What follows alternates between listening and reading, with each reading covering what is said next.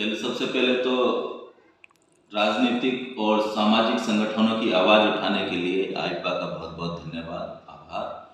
क्योंकि आप ये एक ऐसा मंच है, ऐसा चैनल है जो सारे सामाजिक संगठनों की सामाजिक बातों को उठाता है। लोग राजनीतिक बात तो बहुत उठा रहे हैं, लेकिन समाज की बातों को उठाना बड़ा कठिन है इस दौर में, और आप ये काम कर रहे हैं तो आपको बहुत बहुत धन्यवाद। हमारी जो उद्योग और व्यापार की जो नीतियाँ हैं ये सही नहीं है। अगर हमारे नीति बदलवाने के लिए हम लगातार गवर्नमेंट से अपने डीएम के माध्यम से या जनप्रतिनिधि के माध्यम से भेजते रहते हैं, लेकिन मुझे ऐसा लगता है ये हिंदुस्तान में राजनीतिक दौर ऐसा चल गया है जो चीख के अपनी बात कर लेगा, क्योंकि हम लोग इतने अपने व्यापार में इतने व्यस्त रहते हैं कि हमें कोई राजनीति करने का मौका तो मिलता नहीं है। किसान तो अपना खेत जोतेगा, शहर में आ जाएगा, राजनीति करेगा, ट्रैक्टर ट्रॉली भर के आ जाएगा। हम लोग कहाँ जाएंगे ट्रैक्टर ट्रॉली भर के? अगर नमस्कार, आप देख रहे हैं आईपा यानी all India progressive politics association. ये एक ऐसा मंच है जो प्रगतिशील राजनीति की बात करता है, सामाजिक समस्या और सामाजिक विकास की बात करता है। इसी कड़ी में हमारे साथ उद्योग व्यापार मंडल के राजेंद्र अग्रवाल जी मौजूद हैं। इनसे बात करेंगे और जानेंगे व्यापार की समस्या।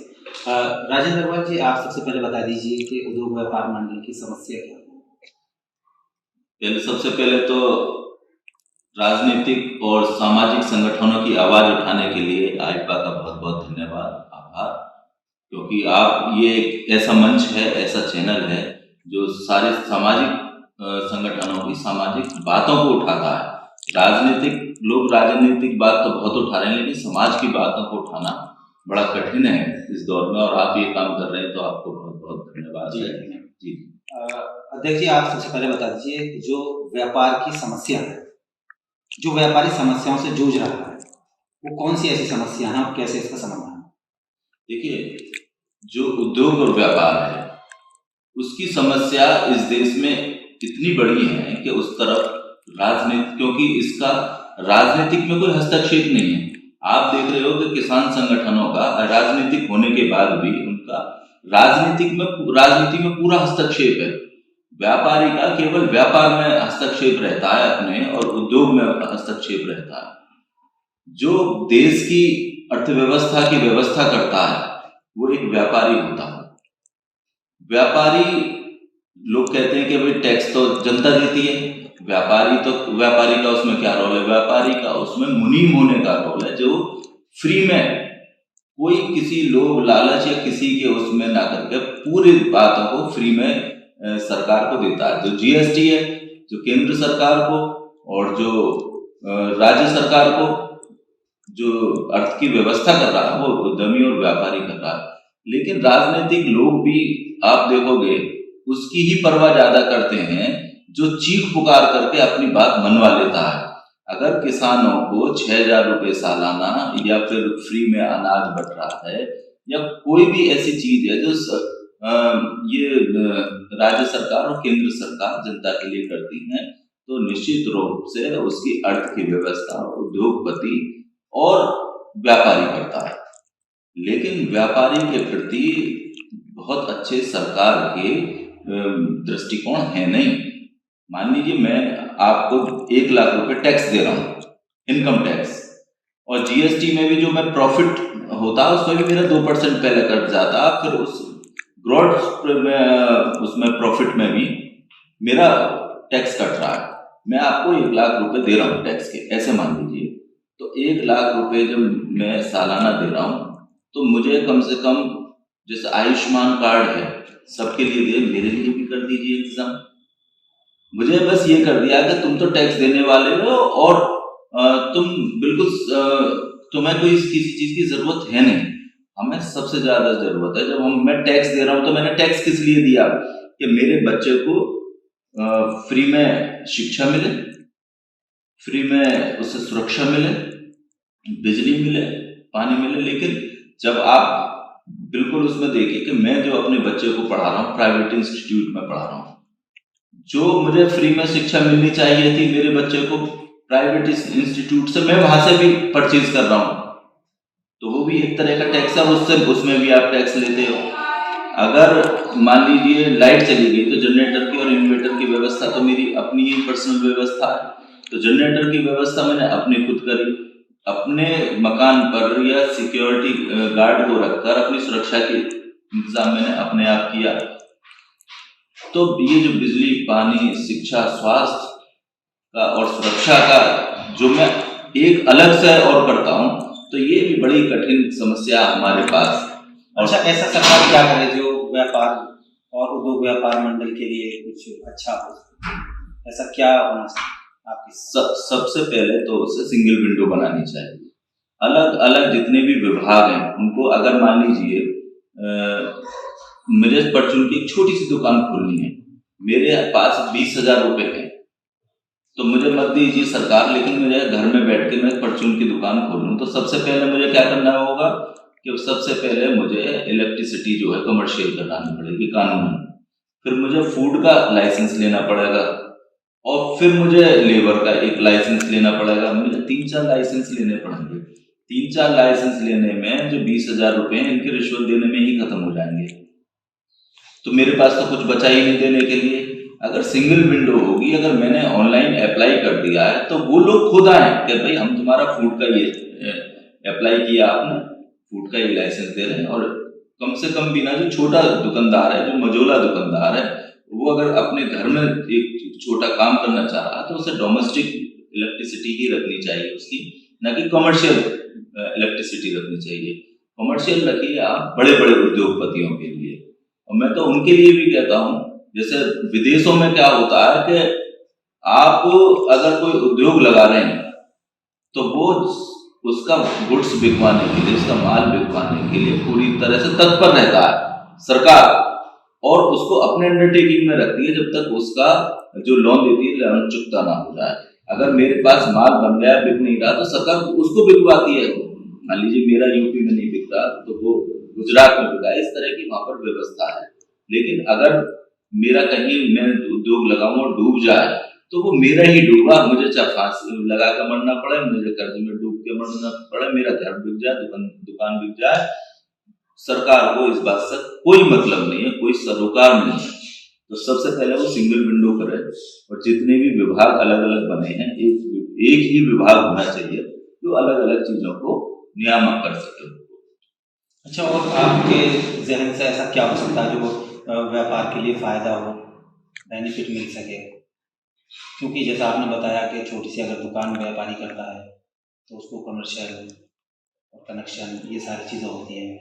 तो आपने कभी आवाज़ उठाई सरकार से या अधिकारियों से मिले हों कि ऐसा होना चाहिए कि कमर्शियल या कुछ ऐसा जो उनको चक्कर न लगाने पड़े, रिश्वत ना देनी पड़े, ऐसे ही उनका कारोबार चल जाए? हमारी जो उद्योग और व्यापार की जो नीतियां हैं, ये सही नहीं है।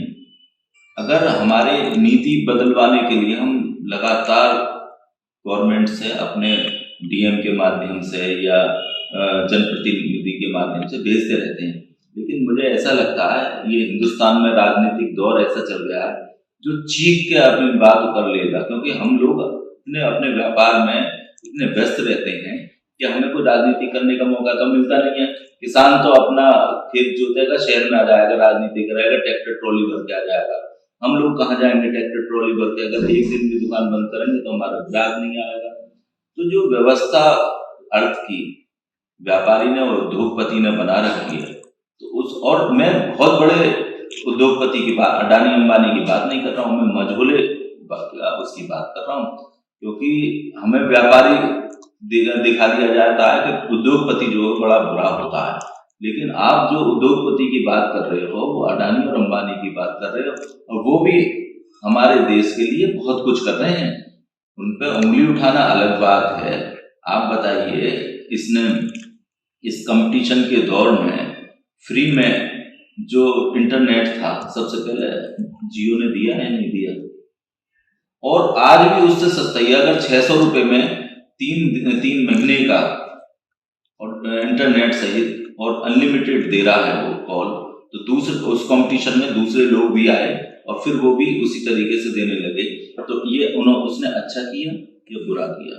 सबसे पहले जो हमारे मझोले और छोटे व्यापारी के लिए जो दुखदाई है, वो फ्लिपकार्ट अमेजोन है, क्योंकि वो जो बल्क में बहुत सारी चीजें खरीदते हैं या फिर जो रिजेक्ट माल है उसे खरीदते हैं, खरीदने के बाद वो पैकिंग करके जाते रहते हैं और नेट पर वो सारी चीजें देते हैं। तो हमारी जो दुकानदार है, दुकानदार तो बिजली का बिल भी देगा, और जो वहां पर कर्मचारी का पोषण हो रहा है उससे, मान लीजिए 3 परिवार 4 परिवार 4 लोग वहां से पल रहे हैं, उद्योगपति के यहाँ 100 लोग पल रहे हैं, तो उसकी खर्चा कहाँ से निकालेगा वो? अच्छा देखिए, लास्ट सवाल मेरा, नहीं, इसको मैं पूरा कर दूं। वो खर्चा कहाँ से निकालेगा? तो नेचुरली वो चीज महंगी हो जाती है सारे खर्चे निकालने के बाद। उसके बाद भी अगर वो अमेजोन पे तो कोई काम है नहीं, वो तो नेट से देखेगा और भेज देगा। तो आपको सीधे सीधे एक काम करना है कि फ्लिपकार्ट, अमेजोन, ये ऑनलाइन जो है इनको बंद करना है। इसकी वजह से जो बहुत सारे लोगों को रोजगार था वो एक ही आदमी पर रोजगार रह जाएगा और सब बंद हो जाएंगे। और ये इतनी बड़ी समस्या है, ये ऑनलाइन इतनी बड़ी समस्या है कि आने वाले समय पे हर एक चीज जब ऑनलाइन हो जाएगी तो ये सारी दुकानें जो आप देख रहे हो ना, कोविड के समय पे कौन काम आया? ऑनलाइन काम आया। नहीं देखिए, अगर ऑनलाइन होता है तो इससे कोई जनता जो लोग हैं उन्हें काफी हद तक फायदा नजर आता है। आप भी घर पर बैठे हैं, उन्हें सामान मंगाना ऑनलाइन बुक करा, उनके घर आ गया।